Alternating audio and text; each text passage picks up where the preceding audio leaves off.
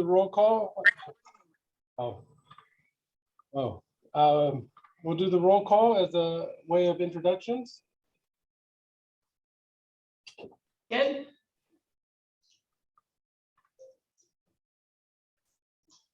Were we going to go to a new roll call process, Dina, where we just check, see who's at the meeting and try to save the time? Did we talk about that or maybe not? We didn't talk about that, but I'm happy to do it that way if that works for everyone else. Brett, does that work for you? And only those that are on the phone that called in, we would just ask them to let us know that if they're a committee member, if they're present. Okay. Does that work for you, Brett? It does. Okay. So just count them up, Dina, and let us know how many members are here and then ask for those who are on the phone to let us know. Okay. I'll do that after we get into the meeting, Georgina, if that works. Okay, sounds good. I'll drop it in the chat. We can go to the protocol then. So Okay. Yeah, let's do that. Okay, we'll start with, we have Spanish interpretation services available today.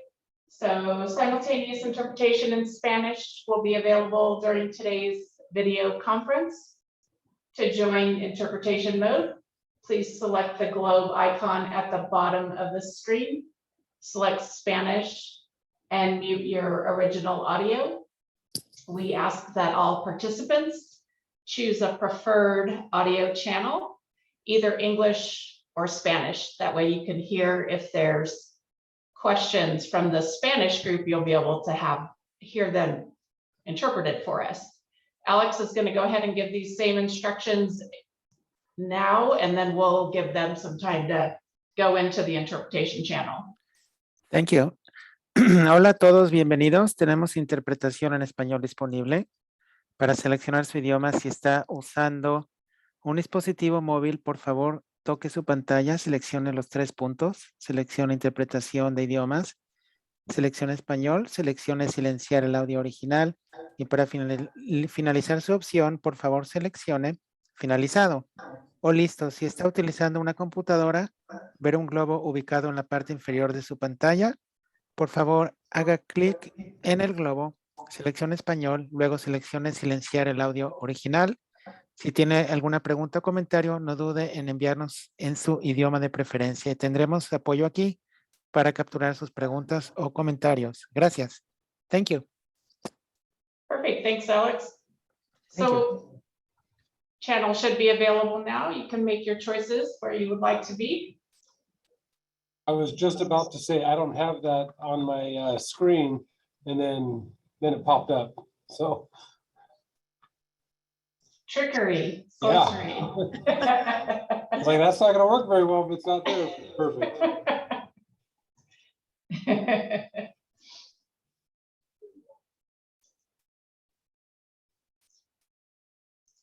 Okay, we'll go through webinar protocols now. Perfect. Your microphones will be automatically muted. Video will be off for public attendees. Video will remain off for public attendees even while speaking. You can post general questions in the Q&A box. Use the raise hand function to direct questions to the speaker or steering committee. If you've joined by phone, *9 is the raised hand feature. Phone callers, please use your *6 to unmute and mute yourselves, not the mute function. There will be a public comment period at the end of the agenda. If you plan to comment, add your name, agency, and subject matter to the Q&A box. If you're called upon to speak, staff will unmute your microphone, state your name, organization, or special interest group, and we allow 2 minutes for speaking. That will take care of our protocols. There is a public comment protocol, Dina. Do you want me to go through this? Yes, please. Okay. So there are 2 opportunities during these meetings for the public to comment. The first is at the beginning of the meeting during item 2 on the agenda, and that is titled currently public comment related to items on the agenda. And then the second time is during item 8, which is titled public comment related to items not on the agenda. The steering committee is a working group responsible for development of the Measure T Renewal Investment Plan. And as such, they will ultimately recommend approval of the plan to the Madera County Transportation Authority. It is the MCTA board that will take action to approve the plan, and they will also request that the Board of Supervisors place the ballot measure on the November 2022 ballot.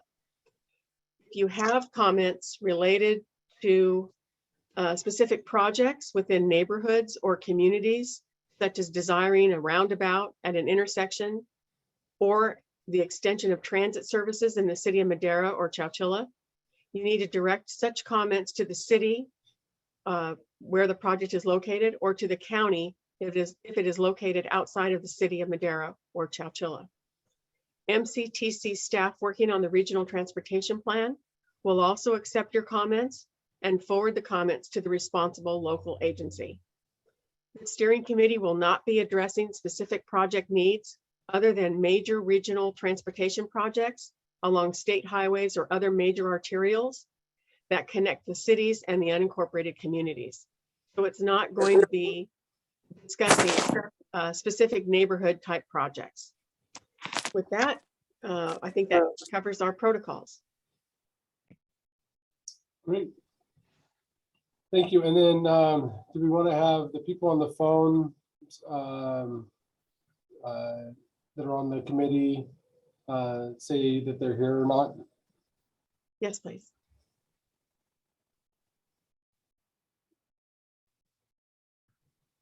Are there any members of the committee that are on their phone and that Dina cannot determine who you might be? Not on phone, but Jason Rogers, I showed up, I think, after you did the roll call. Yeah, we decided not to do a roll call. Oh, This okay. takes too much time. So yeah, it'll just be through showing your screen on here. So, all right. So no one on the phones. The meeting minutes. Excuse me, Chair Frazier. I believe Mayor Garcia from the city of Madera is on the phone. At least his name is on here. Thank you. Okay, thank you. Yes, on the meeting minutes, we just sent those out today. We apologize. The meeting was last Thursday. So with these back-to-back meetings, it's really hard to pull these minutes together quickly. So they were sent, and they were actually sent twice. The correct link to hear the recording for the meeting is in the second email. So I believe the first time I sent them out today was probably around 9 or 10 o'clock. So if there has been enough time to review the minutes, hopefully there has been enough time. If not, I think I'll let you know. I'll turn it back over to you, Brett. Okay, looks like we have 2 hands raised. We'll start with Leticia. Hi, everyone. This is Leticia with Leadership Council. I kind of just wanted to raise 2 points. One, that maybe we should move the public comment to after we review the actual agenda. It's kind of tough to make comments on an agenda when, you know, people haven't viewed it before, especially people in the public.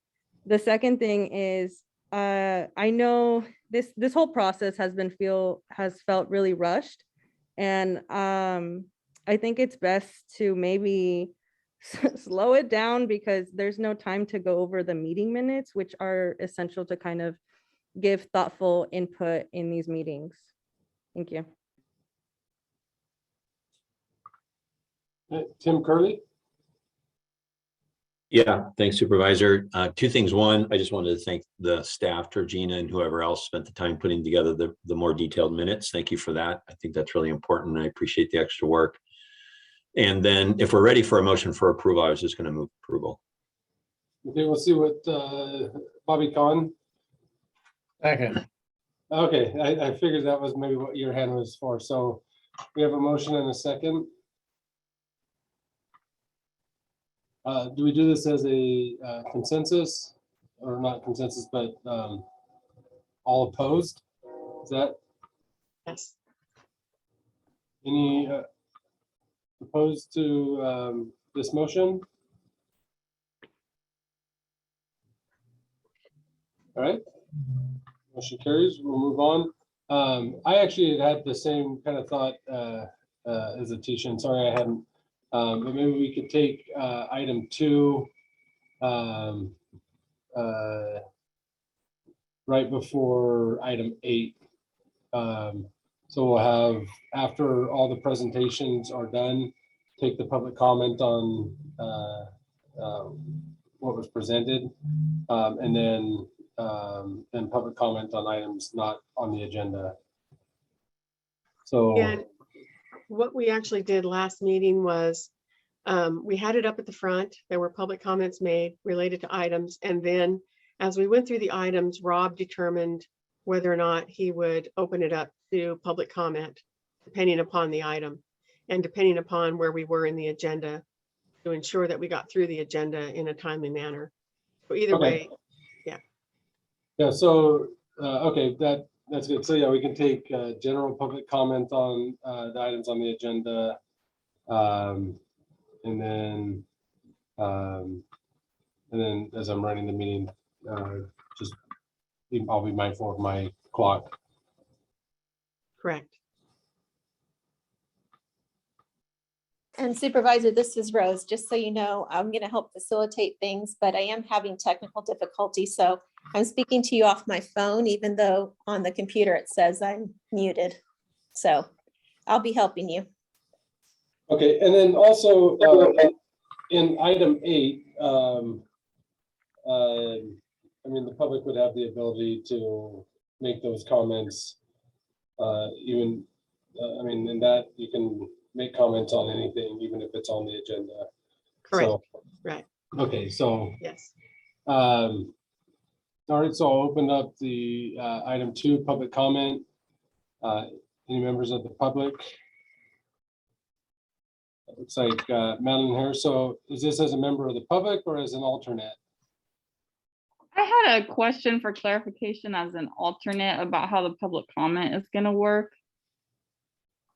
Yeah, I guess that would be on the agenda. So Madeline, go ahead. Okay. So I just want to clarify, is the public's ability to comment on each agenda item after it's heard and respond to steering committee discussion going to be dependent upon the chair's discretion, or are folks going to have the opportunity to comment after agenda items are heard?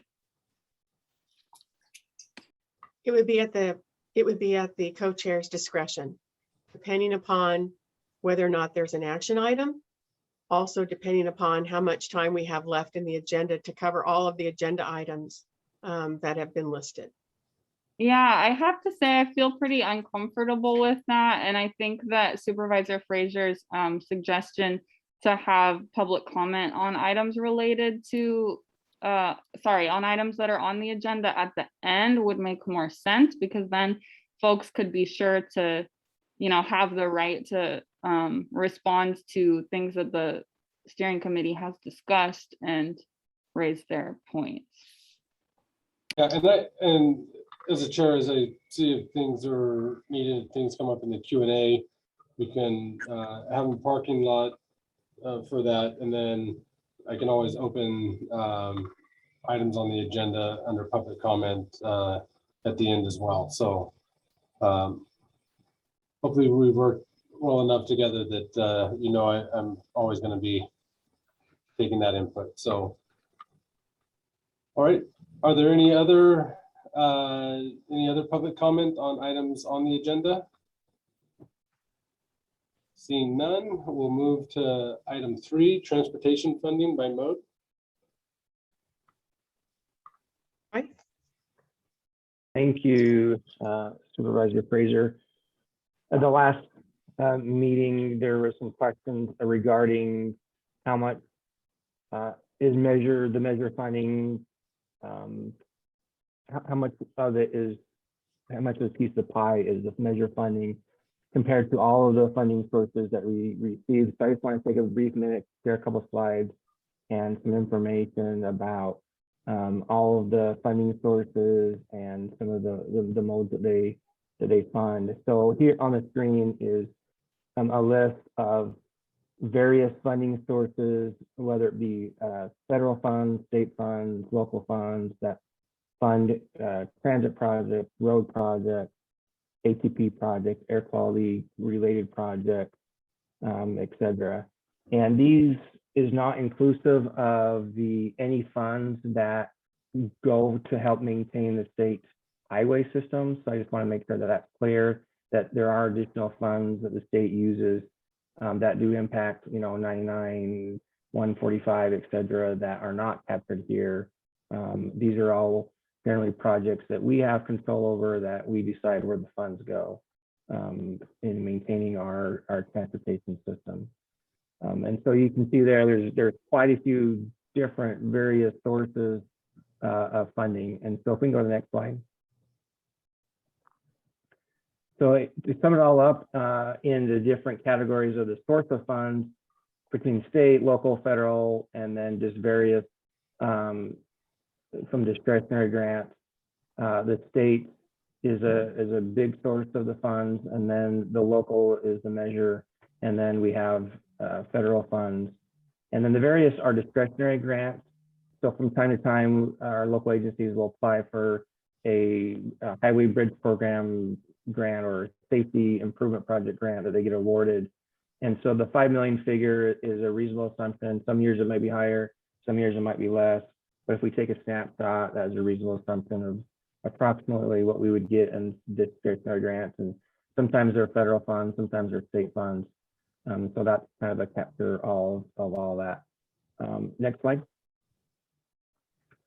So the different funding, the type of projects that they fund are air quality roads, transit, and various, like I mentioned, and that shows the breakdown of those type of projects.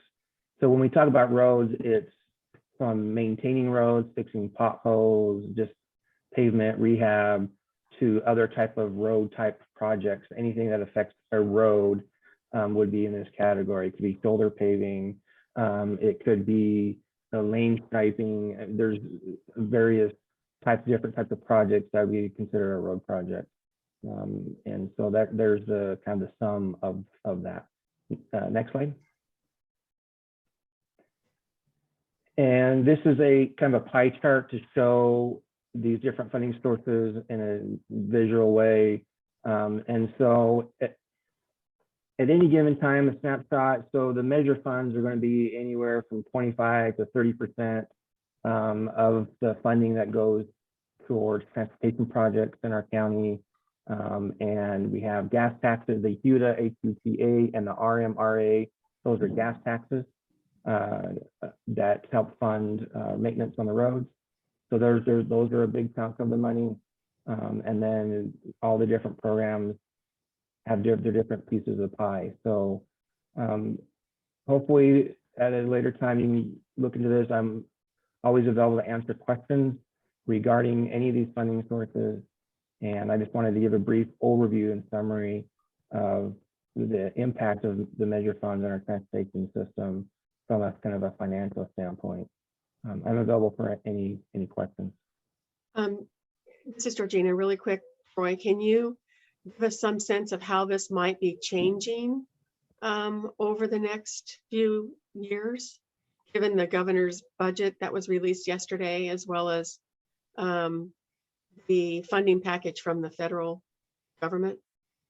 Yeah, that's a good question. So going forward, we haven't seen any specific numbers as of yet, but we are anticipating the amount of transit available will go up. We haven't seen the new apportionment numbers yet. So we're not sure how much they're going up with the new infrastructure bill and the direction from the federal administration and the state administration, how much transit will be getting, ATP type projects, how much those type of projects will be getting. Those will be getting more money from the state sources and state and federal sources. And so the gas taxes, that's a good question, because if we go all electric and don't have the gas taxes, what's going to be the mechanism to replace that. And so we've had some of the discussions in the past regarding road charges, et cetera, that I know that they're looking at, that Supervisor Poitras sits on that committee as they're evaluating that. And so those are all potential changes in the future that could impact this. And so the amount of money available for roads in the future could be substantially less from federal and state sources. If that answers your question or your Yes, thanks. comment.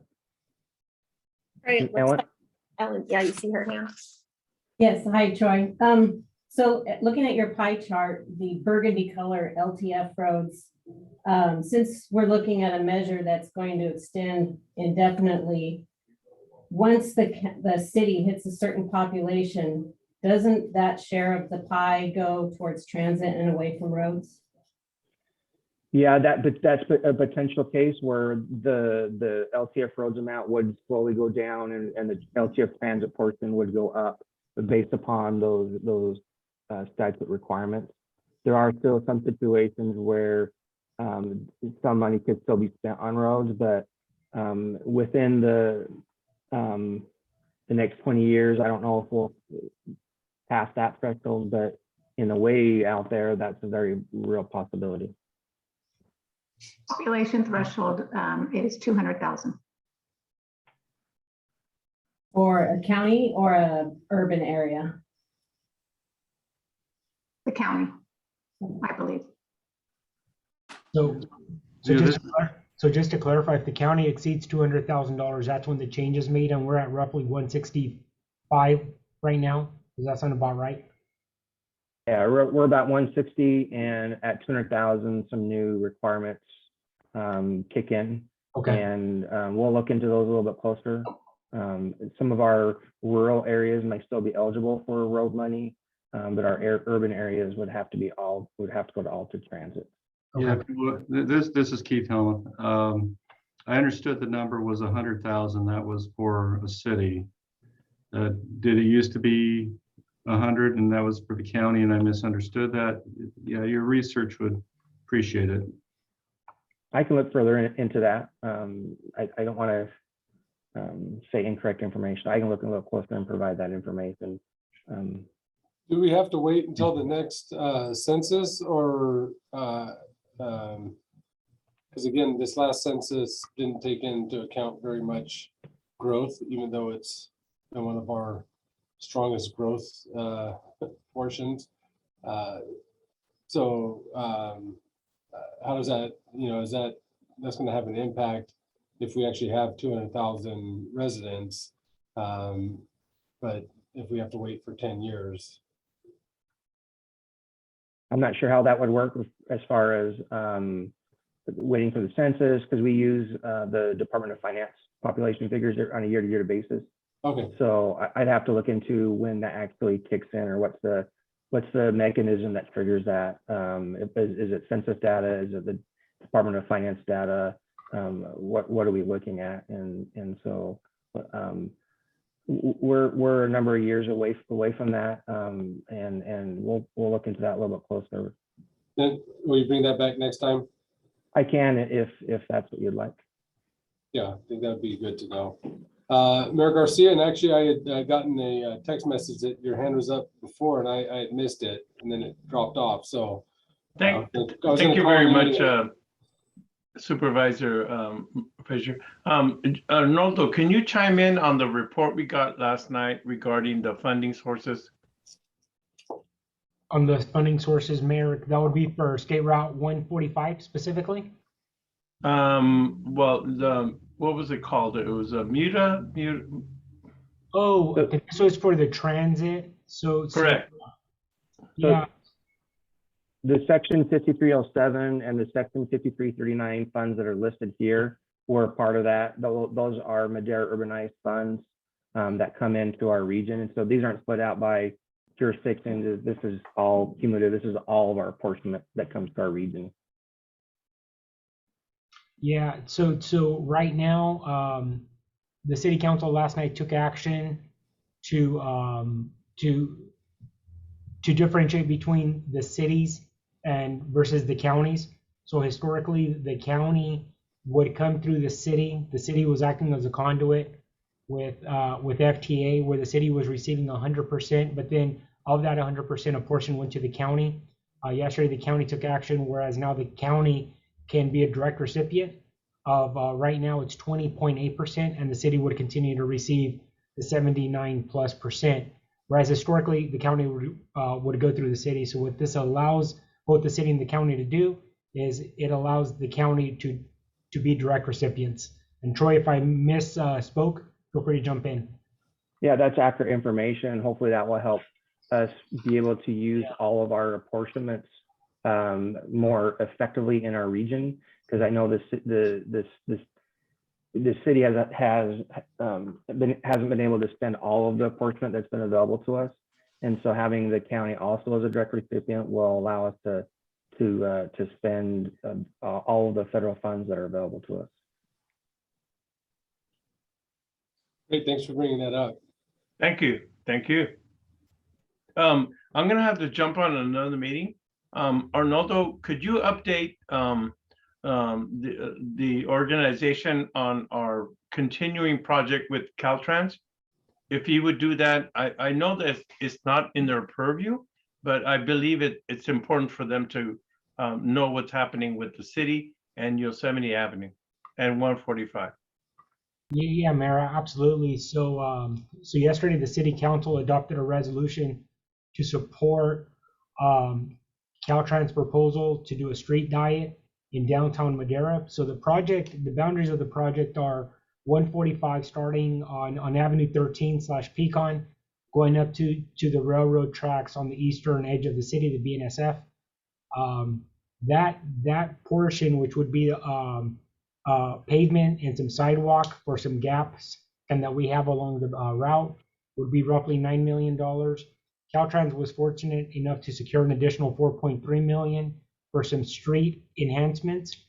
And those street enhancements include some pedestrian facilities, some bulb outs, and that's in addition to, so the total project's roughly 13.4 million, ballpark figure, but specifically in downtown Madera, beginning at around East Street, going east, I'm gonna ballpark it here, say nine city blocks, would go from 2 lanes in each direction to a single lane in each direction. And Caltrans, they are in the midst of the CEQA process. And as they're receiving comments, they'll start the design phase. And I know that David Padilla from Caltrans is here, and he can probably elaborate a little bit, but I think the city's very excited about the project. We're hoping that it would create some synergy in the downtown area, and hopefully we can get some additional investment. Great, thank you for that update. Thank you for moving on that. It's an important project for the whole county. All right. That was an informational item on 3, so we'll move on to 4.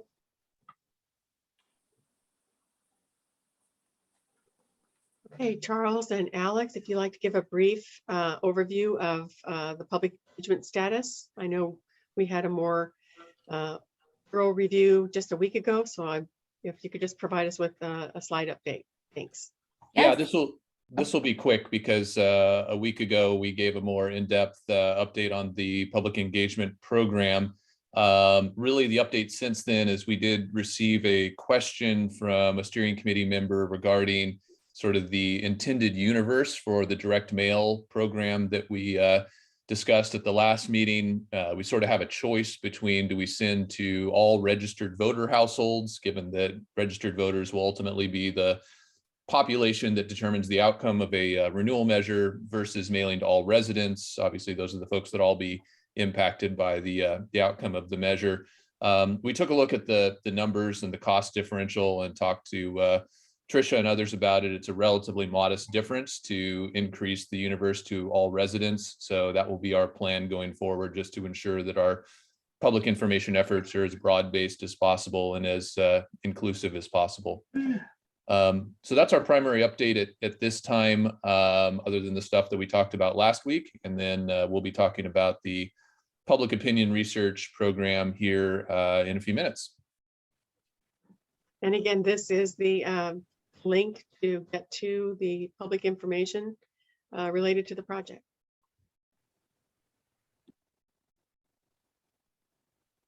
Brett? All right. I was going to click on the link, but it wasn't hyperlinked in here. All right, so again, that's informational. I don't see any hands up. Oh, Letitia? Yes, I just wanted to give a comment on item, was it public engagement? So I just kind of want to raise up again that, you know, this process has been going really quickly. It's rushed and it's limiting public input and opportunities to do more outreach to not only inform folks about Measure T, but also to get feedback from them. And also it's just concerning that these major decisions are being made in, you know, a couple of steering committee meetings, and it feels like we're trying to rush this, you know, investment plan without getting feedback from folks, which they're the ones who are going to be, you know, affected by this. That's all. Thank you. Yeah, and I will point out that the steering committee is trying to put together what from historical interactions and public engagement, what is has been always going to the top and deemed most appropriate. Once we have to get through this process so that we can get to the public engagement process where we're going out and taking what the plan is. And then, I mean, honestly, the voters then can tell us whether or not we were right or not, and either voted in or voted out.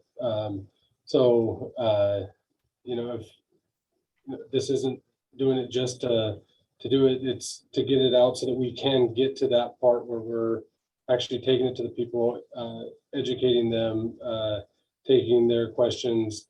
And, you know, we have these funding things, but there's no decisions that we can make as a steering committee that will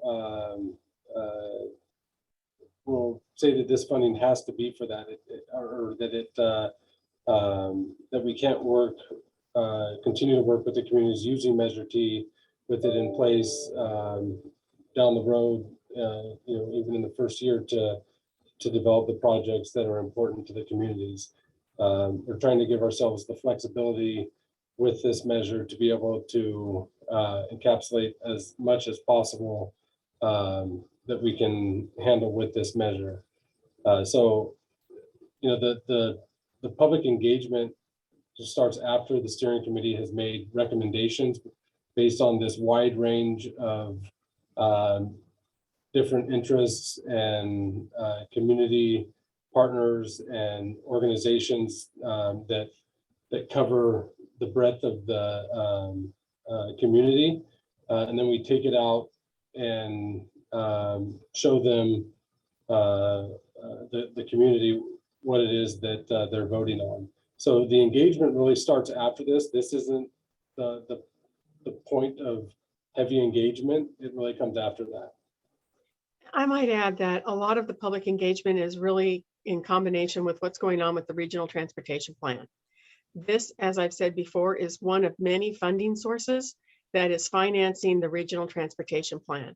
The regional transportation plan is where the majority of the public engagement is underway. We also have, of course, a survey online, and there's a lot of coordination between the two teams to make sure that the public is engaged to the extent possible. But the regional transportation plan is identifying what the needs are in the county by jurisdiction and geographically. They're also working to identify the types of projects that are the most viable for the next 20, 25 years. And it's also the same planning process that looks at what funding will be available. Again, this is one of many funding sources as we noticed in the previous item.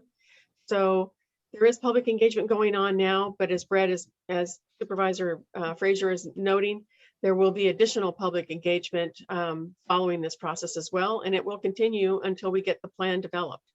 So yeah, I guess the issue for me is that historically there hasn't been enough outreach in the past. And so not everyone's input is being taken into consideration. So we need to continue to do more outreach with folks so we know what they want. And it also sounds, Supervisor Frazier, with what you said, it sounds more like we're educating people, but not taking feedback from them. And in order for an investment plan, like an equitable investment plan, we need feedback from everyone. Because even the people who aren't voting also are benefiting from this. So, yeah.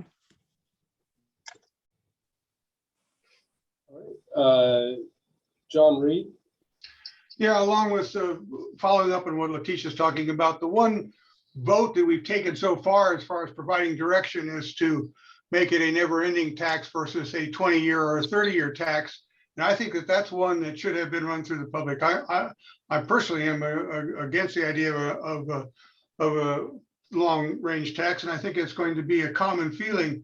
I think that the question of whether or not it's better to have a long-term tax versus a 20-year tax is irrelevant to whether or not it's going to pass. I think obviously it's better to have the long-term funding, but I don't think that's something that's going to necessarily be accepted by the public.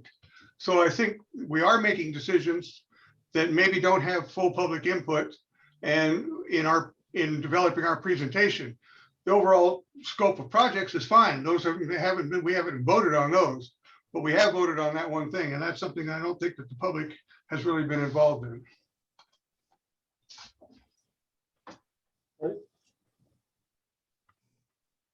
Frank Simonis. Thank you, Supervisor Frazier. Two things. For a clarification, I'm not sure who I direct this to. It might be the RPA. We're a steering committee who makes recommendations to the Transportation Department, who then presents to the Board of Supervisors as to what we're going to do. Am I correct on that? Yes. Good. Second thing, that way it helps us on this committee understand our role. We're not the decision makers. We're making recommendations to the Transportation Department, who then presents to the supervisors. They decide what's going to happen, not us. The other one is, I have to also agree with what was said. We voted on one item about forever tax, or do we have a renewal? And I pointed out before, we need to make sure we have a good direction on this. The goal is for this to pass at the November election, and understanding who the actual voters will be on voter participation. I don't think we've got good public participation on that.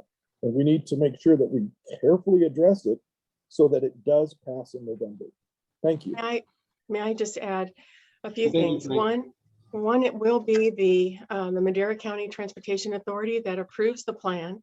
They will then, once the plan is approved, they will go to the Board of Supervisors, and they will request the Board of Supervisors to place the initiative on the ballot.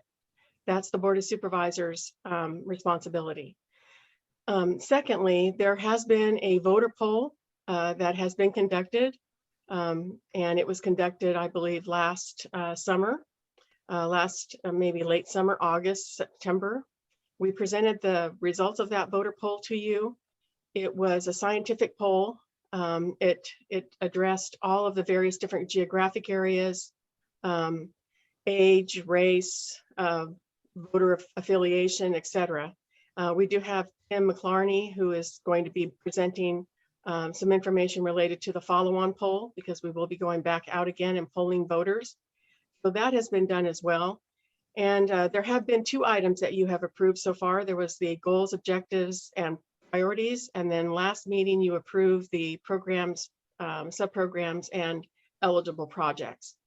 So, and all of those were provided to you previously as well for to initiate discussion and to review thoroughly. I just wanted to make sure that that was provided to you. Thank you, Georgina. Matt Trieber. Thank you, Supervisor. I think Georgina covered what my question was. It was kind of to Frank and John's points there, but my understanding was that scientific polling did support the never-ending tax. Yes. Was that, am I correct in that assumption? No, Yes, you're you incorrect are. because it's until ended by voters. It's not never ending. Apologies, yes. Correct. Until ended by voters. So I mean, that information was backed up by the scientific poll that was conducted that supported Yes. that. That's Okay. correct. Mhm. Frank, your hand is still raised. Just wanted to make sure. All right.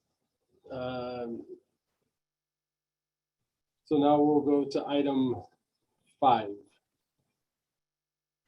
Okay, so item 5, we are continuing our policy and priority discussions from the last meeting. I'm going to ask Ellen Moy with Moy & Associates to provide us with an overview on some of the public transit policy decisions or public policy issues. Ellen? Yes, good afternoon. We've talked a lot, as you know, about streets and roads, which I consider hardscape type projects, and bicycle and pedestrian facilities, which are key active transportation projects or modes. But public transportation is a major alternative form of transportation in Madera County as an alternative to single occupancy vehicles, of course, and is what I call people-centric form of transportation. In this particular slide that I'm presenting here, we're showing some of the key benefits of public transportation and why public transit is a Measure T priority. As you can see in these circles, these colorful circles we're providing, the first one in orange is that it is affordable, provides connectivity and accessible services. Public transit provides lifeline mobility for seniors, disabled and disadvantaged populations in our county, and it's scalable. And by that, we mean we can expand it because we have a current strong infrastructure in place in all of our key locations.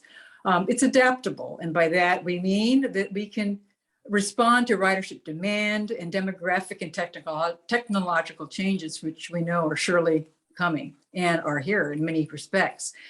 And it also reduces greenhouse gases. And that is done by eliminating single occupancy vehicles because we have higher capacity to eliminate those vehicles and thereby improve our air quality. So next slide. And many of us know our public transit services in the county, but for those of us who don't, I do want to delve into a little bit more detail about our current system. And just to preface my comments about services, I wanted to say that we are a very large county, as you know. We span over 2,200 square miles, and we have dispersed population centers, both urban and rural. So as you can imagine, that is a challenge for our public transit operators. We have 2 fixed route systems in the county and 6 demand responsive or you call in type services. And on the very top in blue, you can see the city of Madera has Madera Metro, which is a fixed route system, and Madera Dollar Ride. And those 2 services operate primarily in the city limits and portions of the unincorporated Madera County area. City of Chowchilla is a demand responsive service called Chowchilla Area Transit Express, pretty much limited to operating its services in the city limits. And in Madera County, because we have a much larger region to cover, they are covering fixed route services with the Madera County Connection.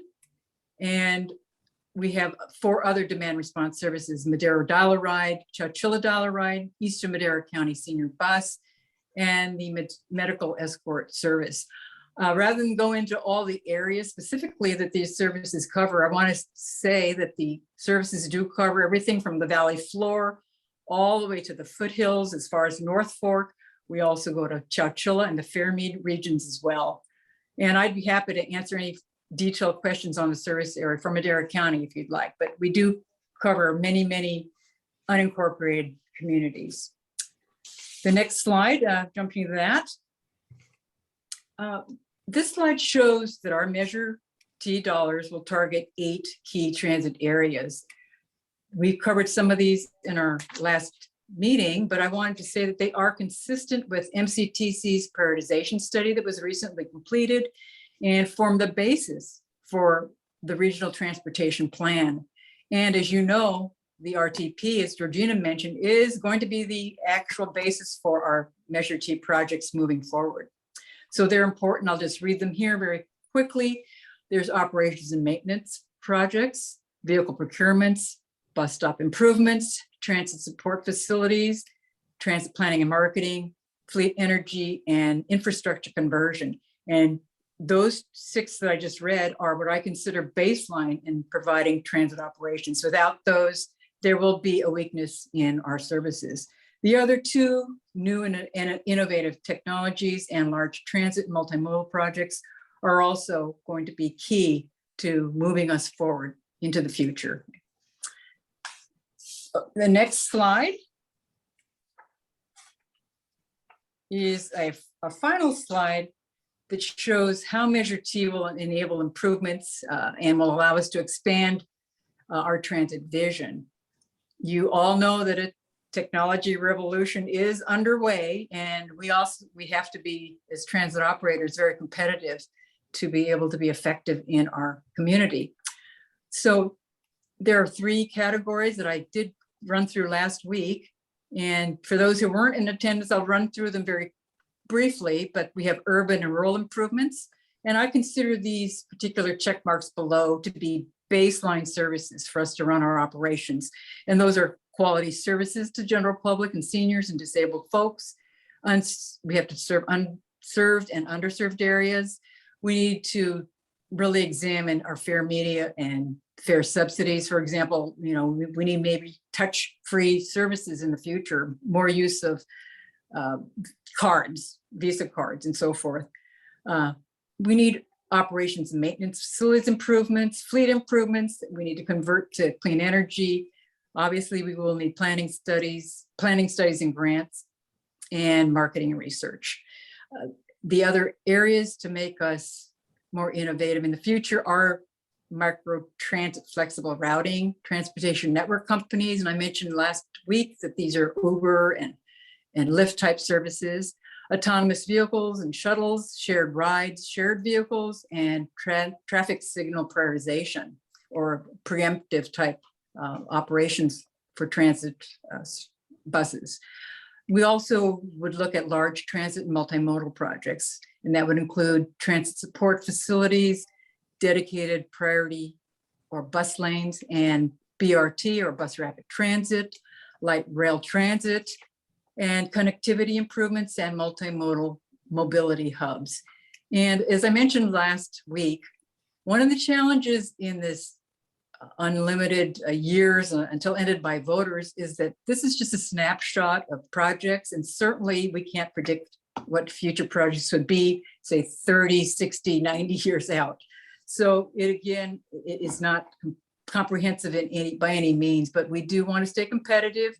I can tell you that public transit is here to stay, and that Measure T can help accelerate us into some of these innovative mobility concepts.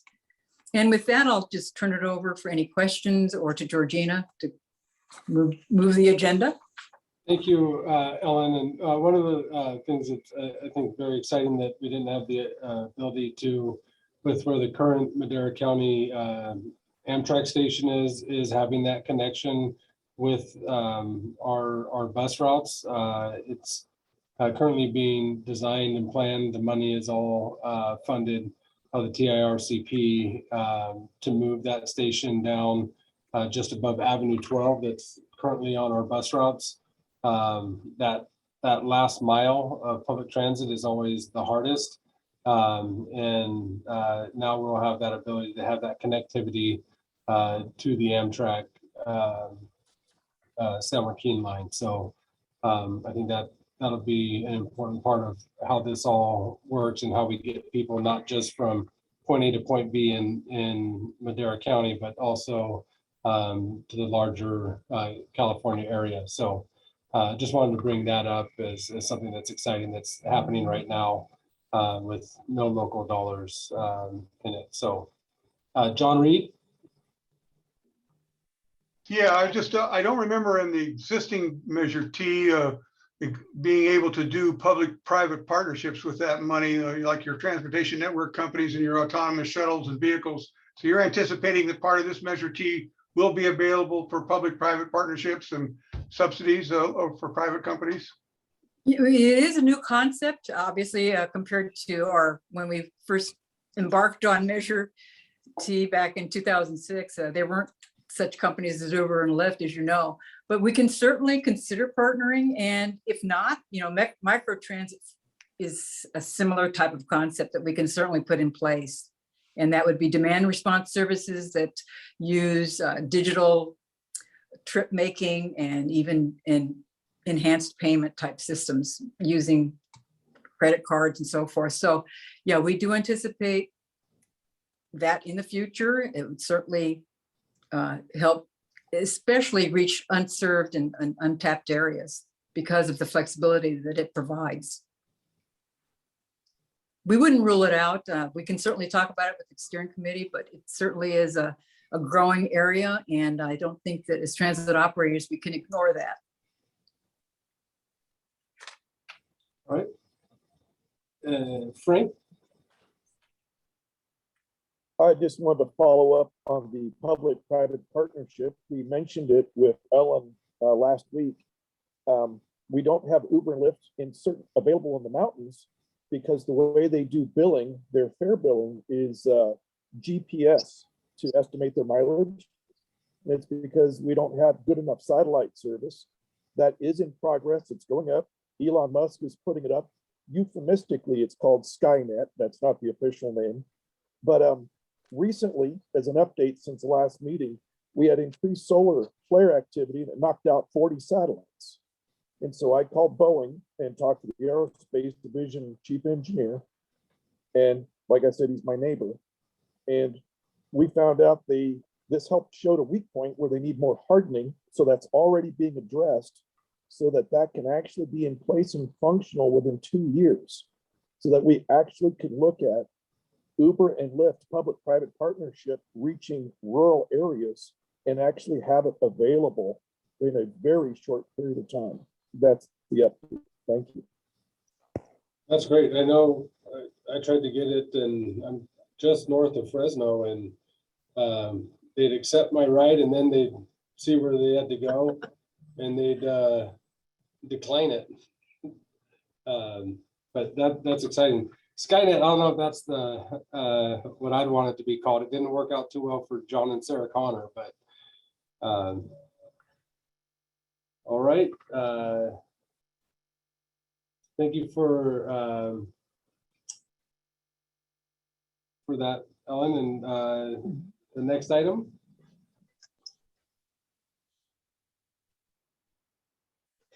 Okay, so the next item has to do with the Measure T renewal local allocation alternatives. Would you like to take this one on, Tricia?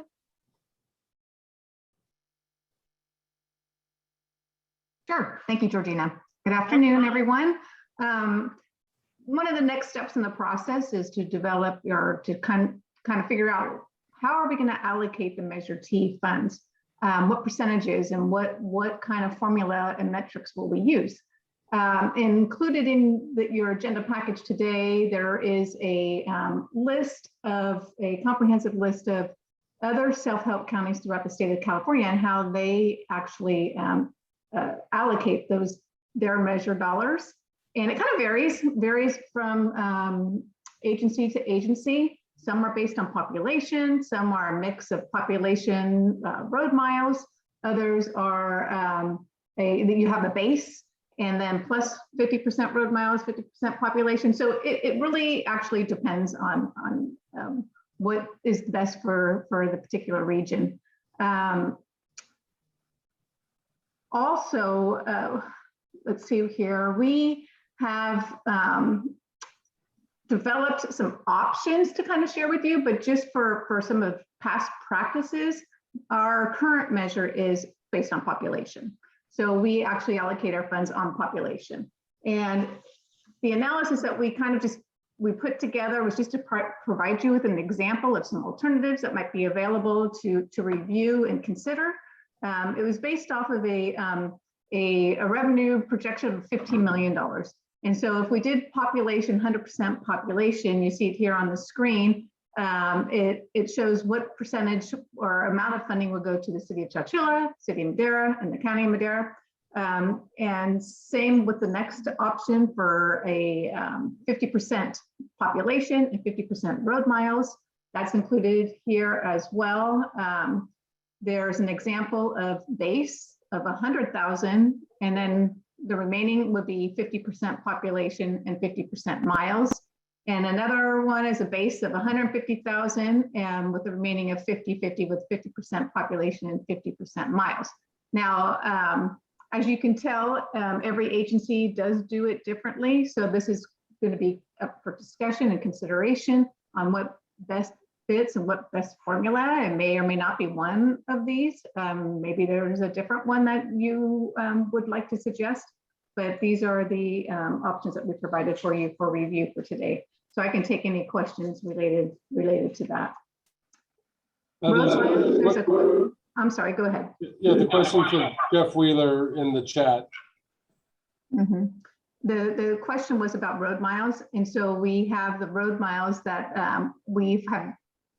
there are maintained road miles in each cities and the county of Madera. So those numbers were provided to us from the local jurisdictions. And you have them right here. So there's some road miles that are demonstrated here for Chowchilla. There's maintained road miles of 60. Madera, City Madera is 176.88, and the county is 1499.96.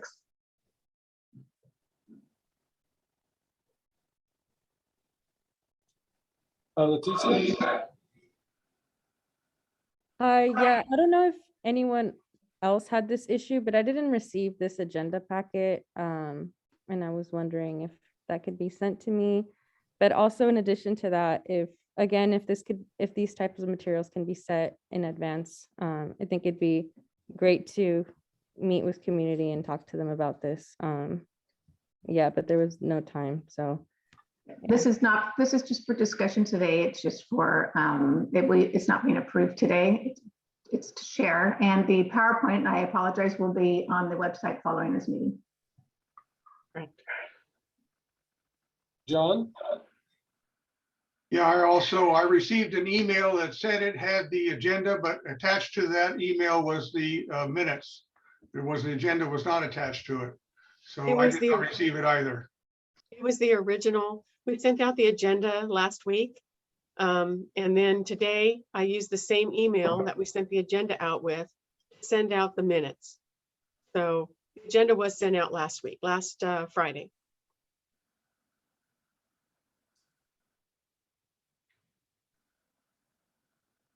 Ellen?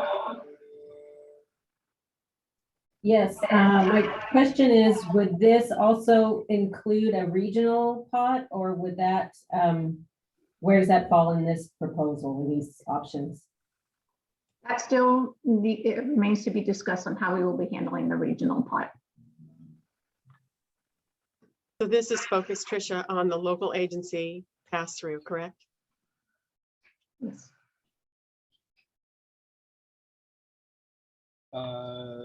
John again, and then Jason. Or John, did you still have your hand raised, or this again? No, I have my hand raised again. Yes, I'm just curious whether the county miles includes the miles that the county maintains for the various maintenance districts throughout the county that pay into the county for their maintenance, or does it just include county roads? From what I understand, it's just county roads, but I'll defer to the county. Yeah, good afternoon. This is Jared with the county. So those maintained miles are the miles that are in our county road maintained mile system. We actually have probably another 500 to 600, I believe, that would make up other roads, including maintenance district roads. But there is funds in Measure T to match those maintenance district funds. Right. I probably not in this particular program or component of the measure, as I understand it. But yeah, in the current measure, there is a separate portion. Yeah, those details haven't been worked out yet. Arnaldo, do you want to give us credit for those maintenance district miles too, please? Jason? Yeah, just looking at this, I mean, going in either population or mileage, looking if you do it based upon mileage, both of the cities lose out on a significant amount of money for road maintenance improvements if we were to do any type of mileage allocation. And so I think that's a concern on our end.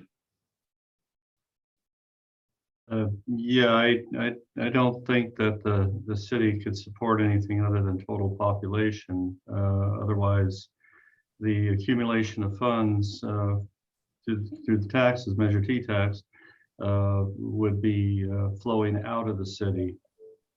It's more fair in terms of keeping the dollars in the location where they were generated. Yeah, I mean, I know as the county, I know which one looked the most alluring to the county. But obviously, this needs to be where, where it's, a lot of it is being generated. It'll probably be, I can see it being pretty hard to stomach in the city to vote for that. So, Jeff? Yeah, am I muted? No, you're on. Okay, so this is a good question about population versus road miles as to allocation of funding. What about allocation of funding by type of projects, such as ATP, transit, maintenance of roads, new construction projects? Is there a secondary allocation that we look at on this? We're going to be, now that the steering committee has approved the programs, sub-programs, and eligible projects, the next step at your March 10th meeting, we're going to be coming back to you. We'll be working with the local agencies in the meantime, come back to you with an initial allocation of Measure T renewal dollars to those various programs, sub-programs that you approved last week. In that case, there are currently, I believe, have 4 different programs, and then there are some sub-programs under each one.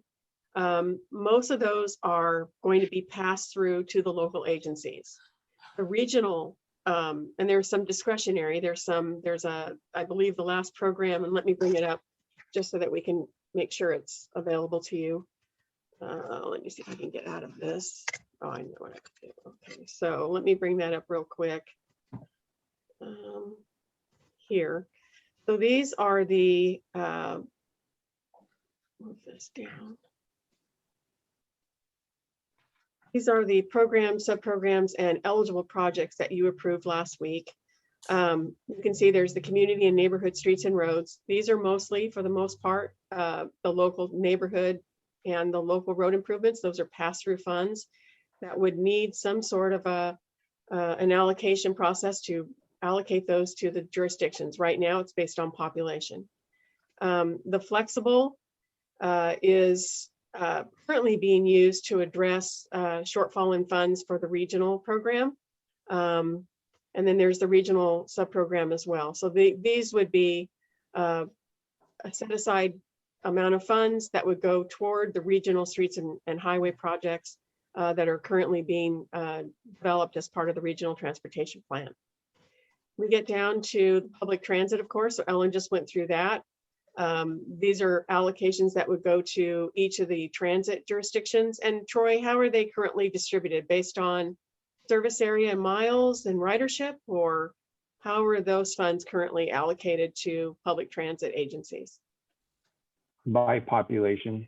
By population. Okay, so that's also population. And then we have the active transportation, bicycles, pedestrians, and trails. This again would be by population, most likely, pass through to the local agencies. And then finally, a clean transportation, new technologies. This would be a competitive program. So this would be something that MCTC, the Madera County Transportation Commission and Authority would work together on developing a grant program or a competitive program. Projects such as these on the far right would compete for those funds. So we are in the process, we will be in the process after this meeting of starting to take these 4 programs and sub-programs and starting to take the Measure T dollars and allocate that for the renewal program and starting to allocate those percentage-wise as well as what that percentage represents in terms of actual dollars, each one of these programs and sub-programs. And we'll bring that back to you on March 10th. So this issue really has to do with how should those local funds, those funds for everything but the regional program, and the discretionary program, how should they be distributed to the local agencies? And so that's what this particular agenda item is dealing with. Just one of those policy issues that we're going to have to work through. So Georgina, this is Rose. Is this something for information today, or is this, when do you want them to take action on this? Yes, this is for information. We probably would be looking for them to take action at the next meeting or on March 17th, the meeting after. So do you want to hear from some of the other sectors of Yes, that would be great. Yes, definitely. Okay. So are there any of you in agriculture or active transportation or business that want to weigh in on this? I know all the cities and the counties, you all have your own opinions, I'm assuming. But is there anybody that we haven't heard from today that wants to share their opinion? Yeah, I've got 3 in the queue right now. Okay, great. Madeline?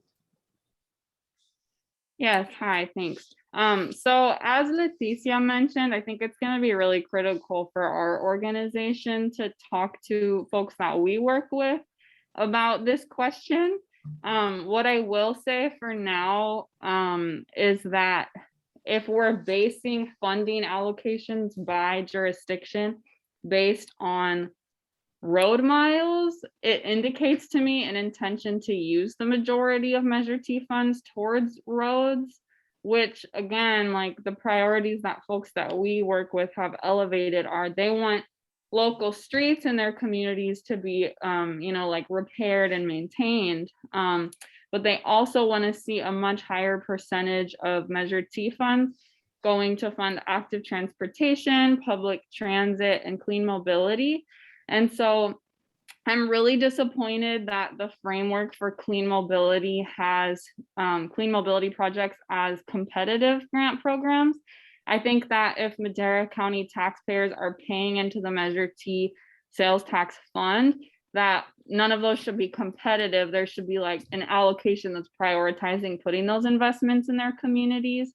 And I think that that's especially true for clean mobility projects, since we know we have air quality problems, we know climate change is an issue, and we know we need to prioritize that. So I don't think that should be competitive right off the bat. I think that we need to, incorporate more equity in prioritizing those investments in disadvantaged communities and just prioritizing them overall.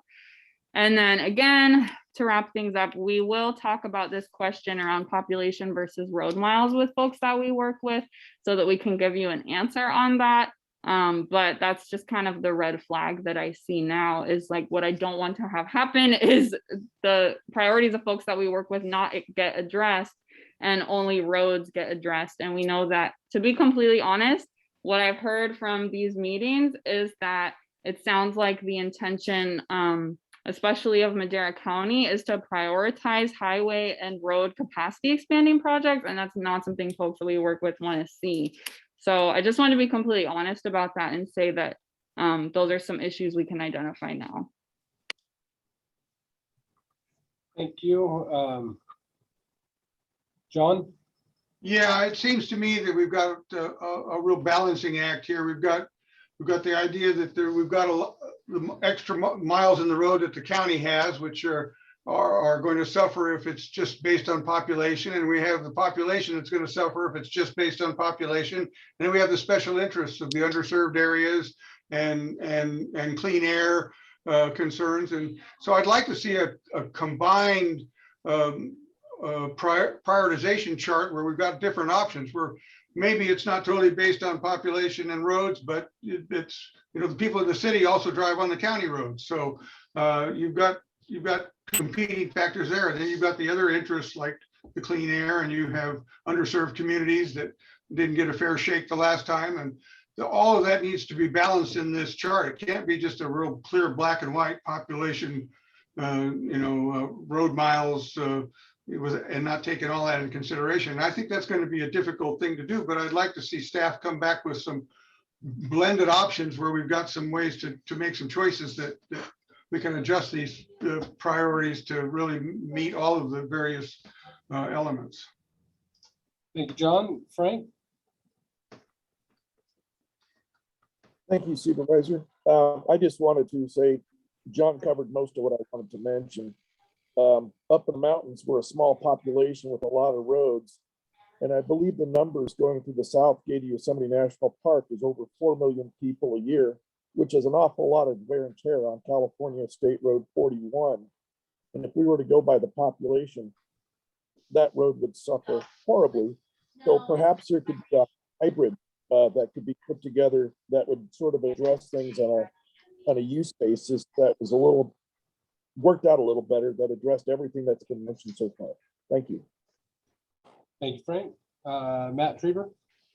Thank you, Supervisor. I just wanted to make it, I guess, one mention based on Madeline Harris's remarks, and that, I've met with a number of those individuals out there, and the statement is correct that, transportation and services to those disadvantaged communities is a major topic in those conversations, and transit services. But we do have a number of times I've heard from the community out there about new roadways and new expanding projects, and not just the maintenance of those existing roadways, but extending Avenue 9 for Lavinia and connecting in Avenue 9. That is a significant improvement that I certainly want to see done, which is a capacity increasing project. And I think that community of Lavinia is a supporter of that project. And so not all capacity increasing projects are bad. In fact, I would say that, if we want development to occur in our disadvantaged communities or anywhere, it starts with infrastructure, and it starts with water, sewer, and roads. And without road infrastructure in place and improved, we're going to struggle to see development occur in those communities. So thank you. Derek?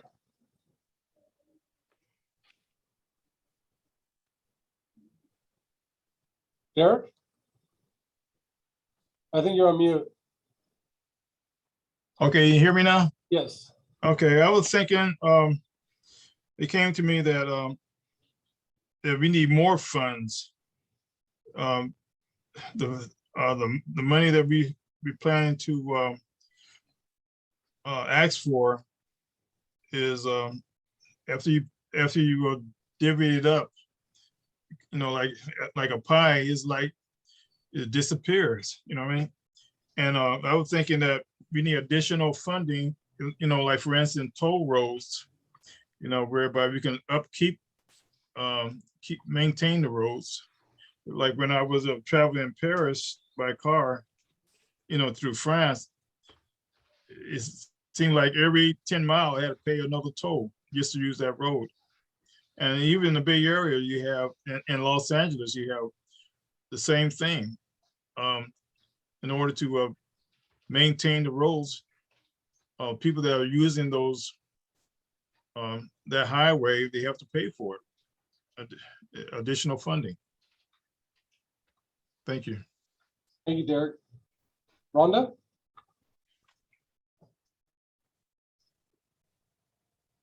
Hi, I just kind of want to ditto what Frank was saying, that we need to take into account population for tourism up in the mountain roads. And so we can, as we drill into that, we can help get those numbers if somebody wants those. Thank you. Thank you for that, Rhonda. Bobby, you'd had your hand up. Are you good? Well, Matt kind of covered some of what I wanted to say, but from my opinion, if you're really concerned about climate change, then you need to have significant road improvements, because if you do not expand roads and expand capacity, then you have congestion. And that's a leading factor of air pollution. So our local economies depend heavily on goods movement. And so without significant road improvements and capacity increases, we're not only going to cripple our economy, but we're also going to do severe damage to those communities most in need. Thank you, Bobby. And then Jeffrey has a question. Could we have an explanation of the base 100,000 and base 150,000 allocations? Yes, the base would mean that off the top, you'd start off with each agency would get 150,000, and then 50% population, 50% miles in this particular example on your screen. So is that $100,000, $150,000? Yes. Please? So maybe as we have this slide, if that can have just the dollar sign. So because it when I first looked at it, I kind of had the same thought that is this like based on a population. I don't know if that's what Jeffrey was confused on too, but just having a dollar sign there as it goes out would be easier to read. Yeah, we'll make sure that it's changed.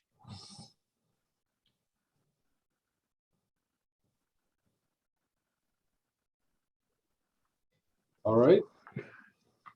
Next item. Okay, the last item has to do with the pavement condition index. We brought to you before, some of the pavement information from each of the cities and the county. They presented their overall transportation needs, I believe, a few meetings ago. And we wanted to focus in on maintenance needs because projects that have been provided through the regional transportation planning process are really projects that are in their capital improvement programs for the most part over a 5 or 10 year period. And they really don't look at all of the projects that they need for maintenance to achieve an adequate PCI level over let's say a 20-year period. So we did ask them, Patricia Taylor, the executive director at MCTC and MCTA, reached out to each one of them and asked them to provide us with what the cost would be to achieve a PCI of 70 or 75 over a 20-year period. And so they've done that. Before I get to the results of that, I just wanted to kind of show you what happens if you let your system deteriorate. The more it deteriorates, the more it's going to cost to repair. So you can see in this chart that at 100% PCI, the costs are pretty low. 70, a PCI of 70, you get to about 2.5 or $2 to $4 per square yard to fix that particular facility. If you let it below 70, the costs start to really escalate. So it's 3, 4, or 5 times greater at PCI of 50. You get up to a PCI of 25, and it's even that much more expensive. And then you get up to a point where it's completely failed. The cost is $70 to $100 per square yard. So that's a significant difference if you try to maintain your facilities to the extent possible over time. So it's really important to understand that if funds are not allocated to maintenance projects, they will get worse. The overall pavement condition index will continue to drop, and the more it drops, the more it's going to cost to get out of the hole. This chart is the results of the request from Patricia to the local agencies to provide us with pavement condition index requirements for a 20-year period. We did receive a figure from the County of Madera for a PCI level of 75, and the same from the City of Madera. We received a PCI level of 70 from the City of Chowchilla. You can see that over a 20-year period, the cost from the Madera County, the County of Madera, would be around almost $800 million to achieve a PCI goal of 75. For the City of Chowchilla, it's going to be somewhere in the neighborhood of $49 million. And then for the City of Madera, it would be about $480 million. So the total just to bring the county up to an acceptable PCI level of 70 to 75, depending on which jurisdiction you're looking at, is over $1 billion. It's $1.31 billion over a 20-year period. So it's the reason we brought this up is, one, so that you can understand that if these needs are not addressed, this cost is just going to get greater. It's not going to go away. It's going to become that much greater because as that pavement deteriorates, it's going to cost more to repair it. The other reason we brought this up is because we had presented to you the needs assessment, what the funding availability is that is coming into Madera County for different modes of transportation, and then what the cost of that ultimate need is.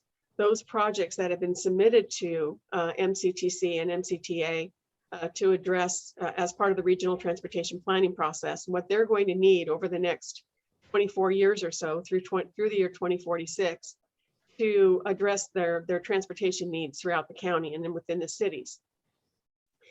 As I mentioned before, the maintenance costs that we used in that needs assessment was really the maintenance cost of those projects that had been submitted by the local jurisdictions. That wasn't what they needed to achieve a PCI goal of 70 or 75.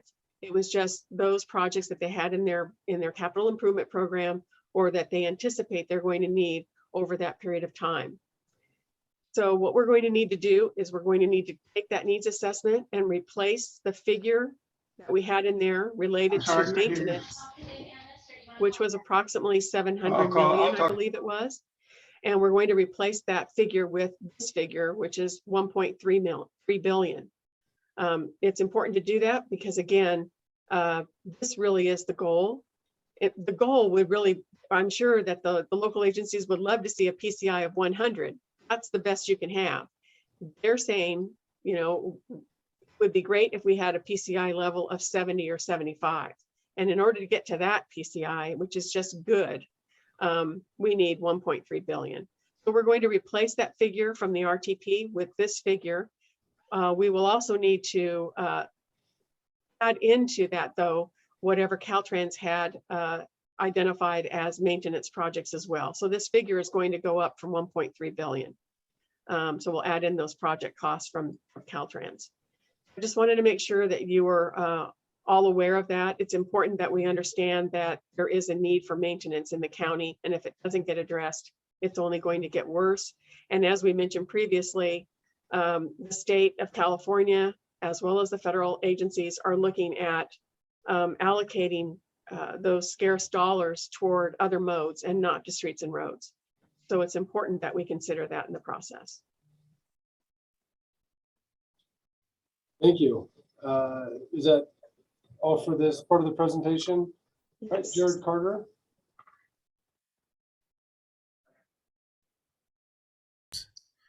Make sure I unmute myself here. Yeah, thanks for sharing this, Georgina. So I just wanted to maybe expand a little bit on some of the PCI stuff. Obviously, you can see there that there's a pretty high dollar amount listed for the county, partly because we have, you know, more maintained miles, but also we currently, our PCI as it sits now is at a 43 or 44. So we are very far away from you know, a goal of 75, or even the, you know, state average of 66. Yeah,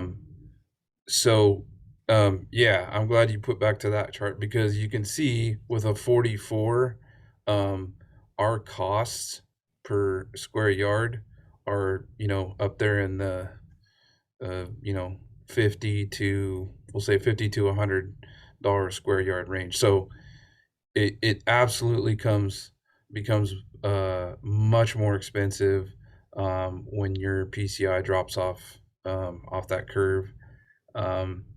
If you look at the actual local streets and road needs assessment that's done every 2 years for the entire state and all counties, you can find a lot of information in there. But I mean, Madera County is definitely at the bottom of the list as far as, you know, PCI rankings in the state. So it's pretty severe. And even in those reports, you can find that there's I think in the last report, it was like a $64 billion shortfall for maintenance of roads, and that's all the counties. But again, it's a significant issue. I think it was Troy who mentioned previously that with the gas tax and the changes that are happening with the vehicles, gas tax being the primary funding for maintenance, that is definitely starting to dwindle. Yet our network, our infrastructure is still in severe need of repair. So just wanted to share that information. Thank you for that uplifting message, Jared. So I was there was a question from Rhonda that looks like it was answered in the chat by David. I was just going to ask him to do that anyway. So if anyone's looking at the chat, there was a question in regards to who is responsible for Highway 41 up there. So now we'll go to Leticia. Hi, yes, so the concern of focusing on roads is, it's kind of, I'm just gonna be straightforward, it's kind of baffling to me, and especially if it's being joined in with like this idea that, it's gonna bring better air quality. It really seems that these roads are being damaged by industry, which we're using taxpayer money to fund it continually. And I don't think that's the greatest way of using those funds. The other thing is that, it makes me happy to see that people really care about climate change. And I think that's why we need to make clean mobility projects, not rolling the dice on them by applying for these grants, but actually using, funding that's already available to fund those projects. Thank you.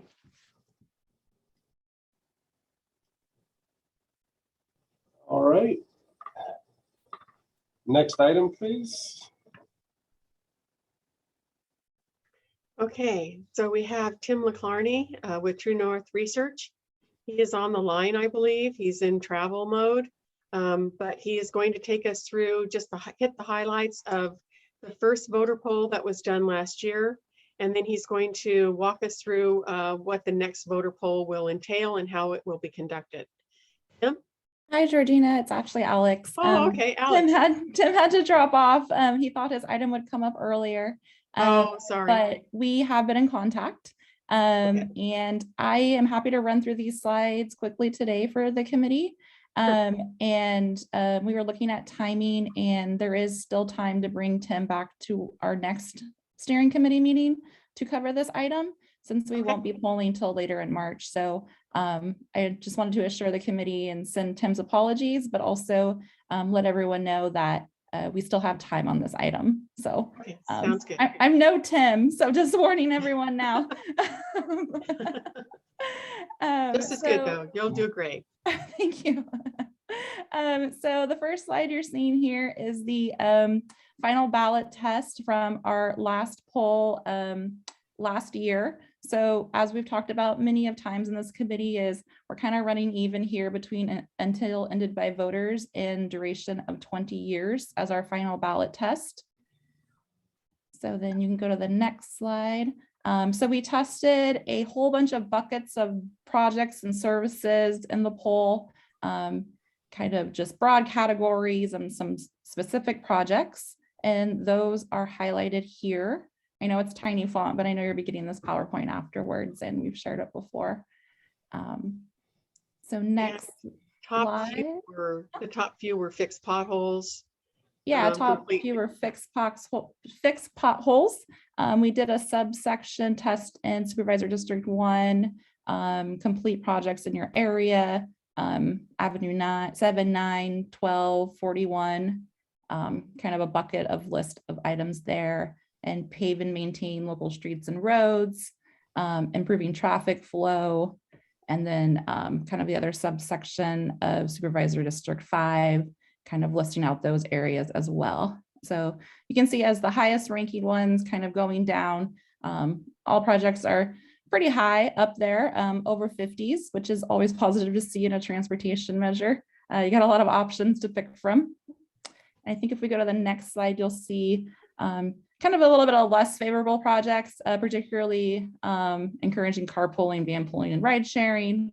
Somewhat favorable, but strongly favorable falls kind of below that threshold that we look for. So kind of the purpose of the tracking poll is really just to provide up-to-date estimate of voter support for the renewal of Measure T.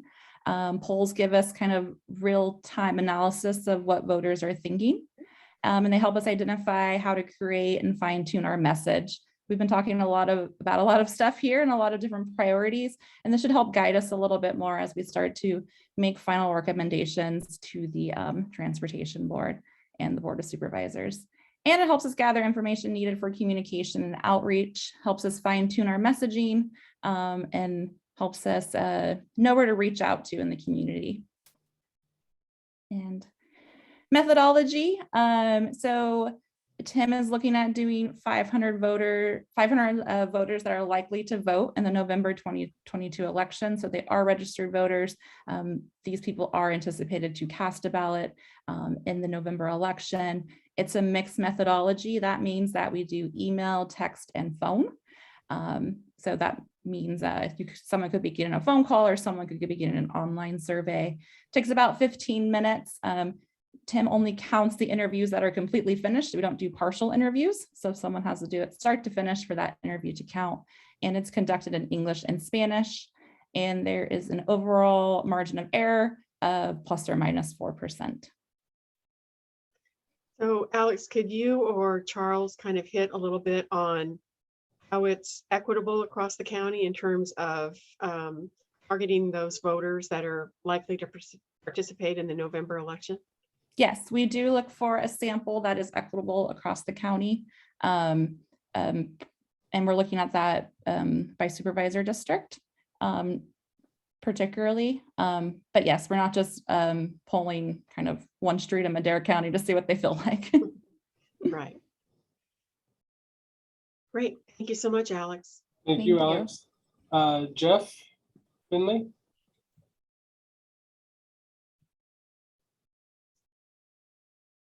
Jeff?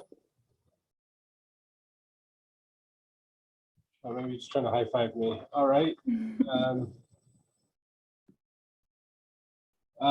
Question from Frank. Does the polling take into consideration the average countywide voter participation by district, as District 5 typically represents 55 to 58% of the total county vote? That's something I can definitely have Tim probably better explain than I can in his methodology. So I'll make sure that he gets that question and can properly respond to it, Frank. I would assume that it is weighted. Yeah, it is weighted towards it, but I don't want to say specifically how it's weighted. Right. Matt? Yes, Supervisor, I apologize. It seemed like we went over that real quick, and I know time is always of the essence, but could we maybe go back? I just Sure. and have you hit on those items? Yeah, the tier 2, I guess.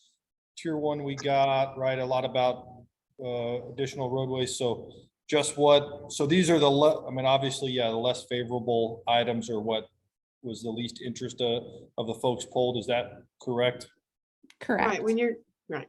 And when you're looking at you need at least 67% of the voters to approve the measure, correct? When you add those two up, any of those that are above that 67% are viable projects.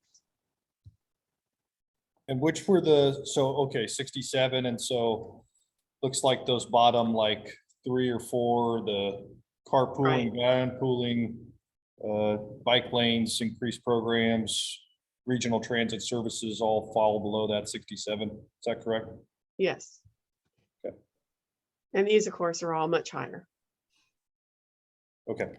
I apologize, Matt. I talk very fast and no, that's okay. I just want to make sure that. Thank you. You did a great job. Thank you. All right, next item. Thank you for that, Alex. Appreciate it. We might be able to get out of here actually earlier than normal today. Oh, Georgina, we still have public comment. I don't know. Oh, that's right. Okay. So let's see, staff items. So the schedule, it hasn't changed much since last time. You can see that we are now here on February 17th, and we just went through all those different policy discussions and talked about community engagement, and then reviewed the polling process. On March 10th, we're going to initiate discussion regarding the allocations, measure the renewal dollars to each of the program subprograms. That's listed here. That's just initiate discussion. We will also have a community engagement update by TBWBH. There will be some additional policy discussion regarding the Citizens Oversight Committee structure. There's a Citizens Oversight Committee currently in play for the current measure. We'll talk about some of the goals and aspirations of that committee and how it should look with renewal. So that's really going to take up quite a bit of the agenda, this one item alone, the allocation to the programs. Then we get to March 17th, and that's where we would like to see a decision made on those programs, if at all possible. We'll go through a community engagement update again. There won't be much to add probably, but we'll also initiate discussion of the regional project priorities, assuming that the regional transportation planning process is at a point where they can provide those transportation improvements to us that are regional in scale. So we would initiate discussion of those here as well. And then, of course, the rest of these have not really changed. We're still looking at July for the MCTA board to approve the renewal plan and then present and request the Board of Supervisors to place it on the ballot in November.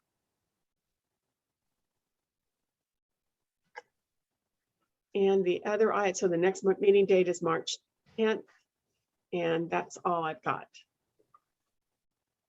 Patricia, did you have anything that you would like to add here? Gina, you covered it all. Thank you. All right.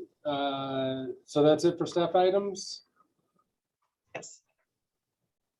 And the renewal schedule, next meeting date. So, all right, we'll open it to public comment related to items not on the agenda.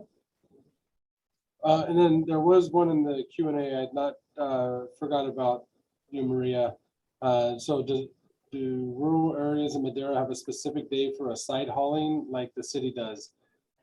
I'm guessing from this that this is in reference to trash pickup. Is that correct?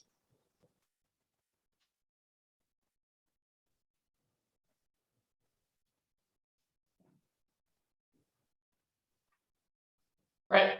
She may be in the Spanish channel. We may have to ask Alex if she's still here. Yeah.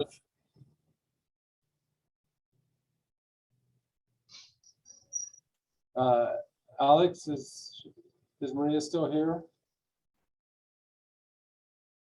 Thank you, Alex.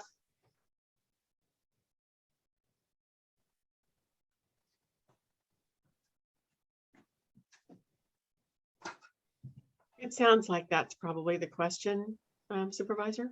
Yeah, and if that is the question, if that was a yes to that. Yeah, so I'll just answer it. No. There is no current where you just put out outside of your home based on how spread out the county is. We have talked about different things about like community collection dates in different areas of the county. But as of right now, we do not have specific days for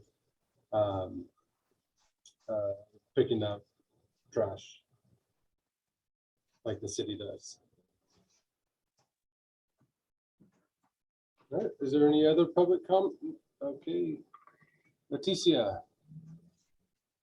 Yeah, I just want to reiterate that there needs to be more public outreach done and get input from community so they can say what is appropriate or what type of investment plan is appropriate so that they can get the projects funded. Well, the projects that they want to see. Okay, thank you. Any other public comment? If not, I'll call close to public comment, and if everybody can flood Supervisor Poitras's email and text messages saying that I finished it 18 minutes before him, I would appreciate that. And with that, I will call this meeting adjourned. Great, thank you so much. Thank you. Thanks, everyone. Thank you, Supervisor. Thank you. Thank you, Fraser, Mr. Supervisor Fraser. Thank you, Jeffrey.